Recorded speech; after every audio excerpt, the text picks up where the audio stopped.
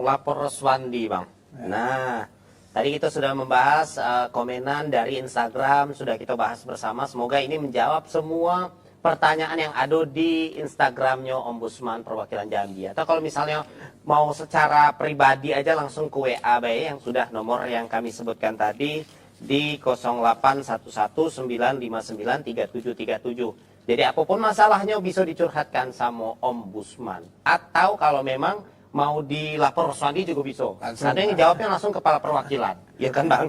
Oke, baik. Sekarang kita ke segmennya mitos atau fakta, Bang. Nah, jadi kami kasih pertanyaan ke Abang. Nah, ini apakah mitos atau fakta? Silakan gitu. Jelita. Apanya? Nih Bang, mitos atau fakta? Oke. Ngurus berkas lama itu wajar karena banyak antrian nih.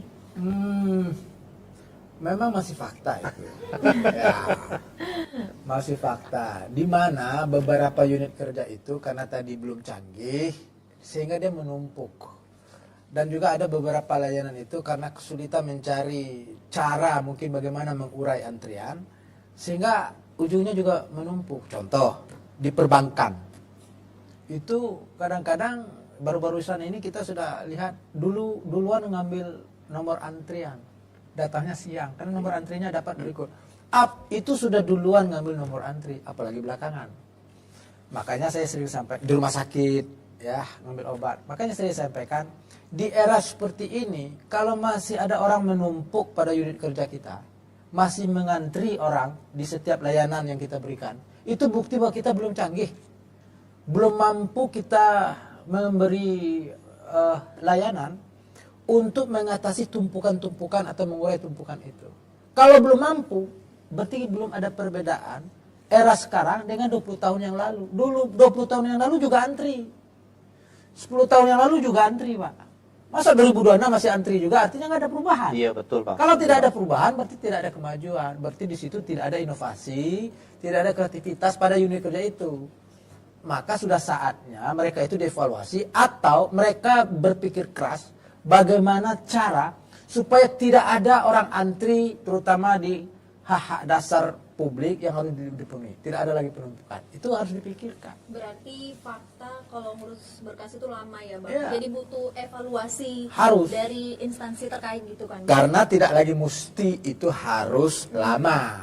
Begitu. Harusnya sebentar karena zaman udah canggih. Udah Bang. canggih Yang semua, Abang data sebutkan sudah tadi. ada semua kita. Ini masa setiap urusan berkas-berkas itu aja ini minta. KTP itu, padahal KTP udah seumur hidup. Bang. Kemarin sudah juga kita kasih KTP, Iya. kok hari ini minta juga, artinya nggak saving dia. Tadi Abang kan ngomong ngantri nih Bang. Hmm. Nah bulan puasa kemarin gitu kan ada yang ngantri rame-rame tuh Bang. Dari subuh sampai siang Bang. Nah itu gimana tuh Bang? Itu kan bahas ngantri tadi ya. Nah itu salah satu layanan juga Bang. Layanan Bank Daerah Bang. Yang Ya. sampai hari ini belum bisa menggunakan akses digital nih Bang. Itu udah ada nggak yang masuk ke Ombudsman tuh Bang? Itu saya sudah himbau juga, mereka bagi yang memang tidak dapat layanan atau menghadapi kendala seperti itu, lapor aja ke Ombudsman, terutama di bank daerah kita. Makanya kita juga ingin tahu selama ini sesungguhnya bagaimana cara mereka memitigasi sebuah pelayanan apabila terjadi emergensi seperti itu. Itu kan bukti bahwa di aspek pelayanan mereka, terutama di aspek sistem digital itu tidak safety. Karena dia tidak punya mitigasi apabila terjadi hang, apabila terjadi dilakukan down oleh hacker segala macam, apa antisipatifnya? Tidak ada plan A, tidak ada plan B. Mereka plannya langsung konvensional. Nah, itu membuktikan kelengahan layanan sistem mereka yang selama ini tidak konsen. Padahal saya dapat info udah banyak sekali biaya untuk menangani itu. Tetapi mengapa? Udah 2 bulan lebih juga Bang. Ya, tapi mengapa tidak canggih? Padahal biayanya sudah sangat canggih kalau dari ukuran budget. Tapi kenapa tidak canggih? Ini ada something wrong. Silahkan itu ditelusuri di internal. Dan itu tidak boleh dibiarkan. Saya sampaikan, itu hak OJK, pengawasan pertama. Mohon itu dikontrol. OJK kontrol dan beri kepastian, dan BPD juga beri kepastian bahwa seluruh hak nasabah, hak warga harus dipenuhi. Kalau itu semua tidak berjalan dengan baik, masyarakat atau nasabah tidak puas, lapor ke Ombudsman.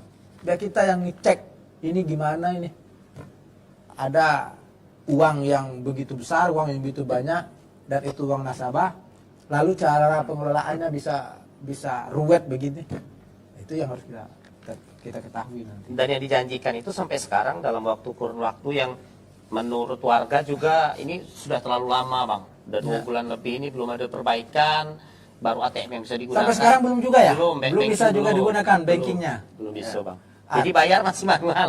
Yang bayar kur juga masih manual, Bang.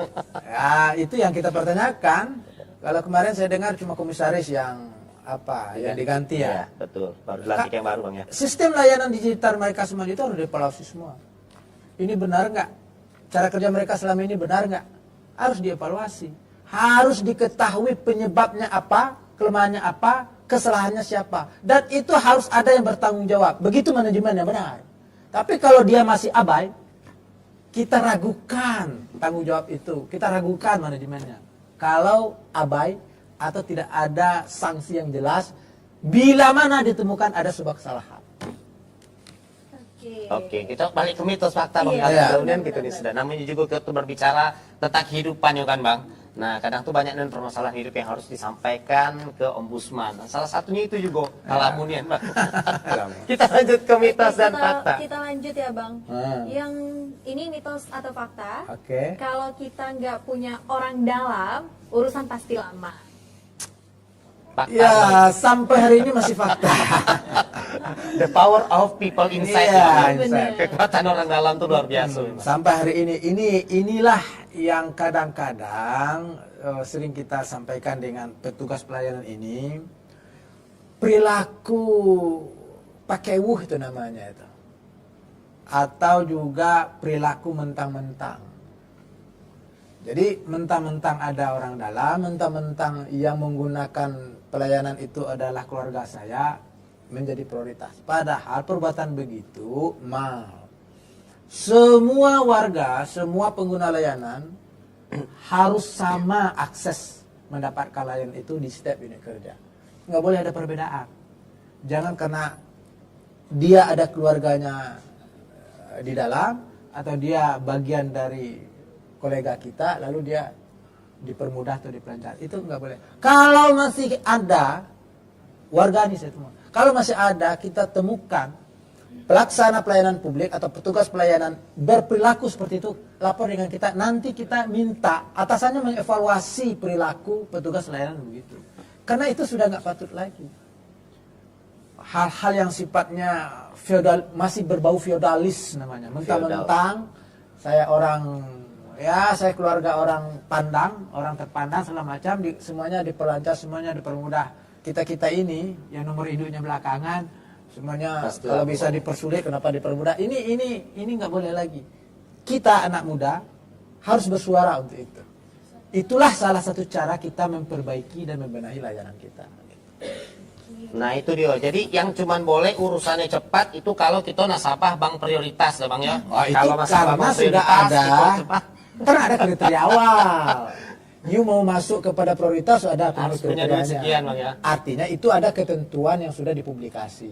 Kalau hal-hal syarat-syarat, kriteria-kriteria tertentu, Iya. kalau sudah dipublikasikan, lalu kita memenuhi syarat dan kriteria itu, is okay. Nah, itu tidak ada soal. Yang tidak boleh itu kita sama, tetapi berbeda dalam penanganan. Nah, itu tidak boleh. Iya. Oke, siap, Bang. Jadi itu fakta ya. Lanjut, Bang. Mitos atau fakta? Lapor ke ombudsman itu ribet.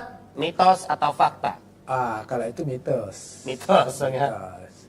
Saya malahan selama menjadi kepala perwakilan di ombudsman ini, saking mudahnya melapor, tingkat aduan yang masuk ke ombudsman itu naik rata-rata di atas 100%. Saking mudahnya. Itu yang saya sampaikan tadi. 2-3 tahun terakhir, laporan atau aduan yang banyak masuk ke ombudsman itu 90% by WA. Artinya sangat mudah. Melapor ke ombudsman itu sangat mudah. Sambil tidur, saudara bisa buat aduan. Penanganannya, penuntasannya, hasil pemeriksaannya sama aja. mau by WA, mau datang ke kantor, mau by email, laporannya semua ditangani sesuai prosedur yang berlaku di Ombudsman. Nah, karena kita permudah, itulah yang mungkin menyebabkan semua orang hari ini laporannya di Ombudsman itu meningkat, semua orang ingin melapor. Itu aja. Jadi kalau disebut ribet, itu mitos itu. Iya, berarti itu mitos. Ya. Ya, mitos. Oke, kita lanjut. Kalau kita lapor, nanti bisa dipersulit lagi. Mitos atau fakta, Bang? Pada pelapor-pelapor tertentu, dia akui fakta itu. Ada kita ketemu pelapor, dia sampaikan, Bang Kaper, saya ini kalau melapor atau mengadu, besok-besok saya dipersulit oleh pihak yang dia laporkan, yang diadukan tadi. Saya sebagai kepala perwakilan itu kasih sedikit perlindungan. Saya bilang, bila mana hari ini Anda buat aduan, Anda laporkan, lalu kami selesaikan, kemudian efek dari laporan Anda di kemudian hari dipersulit, Anda lapor lagi.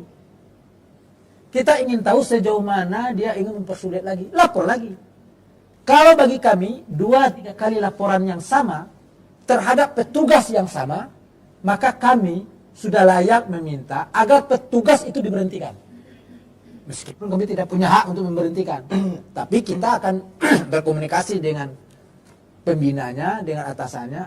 Petugas seperti itu tidak layak untuk diberi tugas pelayanan publik. Kenapa? Karena dia anti kritik, dia anti komplain, dia anti protes. Ada masyarakat yang ngadu, dia mempersulit di kemudian hari. Yang seperti itu saya paling suka mendengarnya, supaya saya tahu petugas mana saja yang bebal atau yang bandel atau yang ingkar.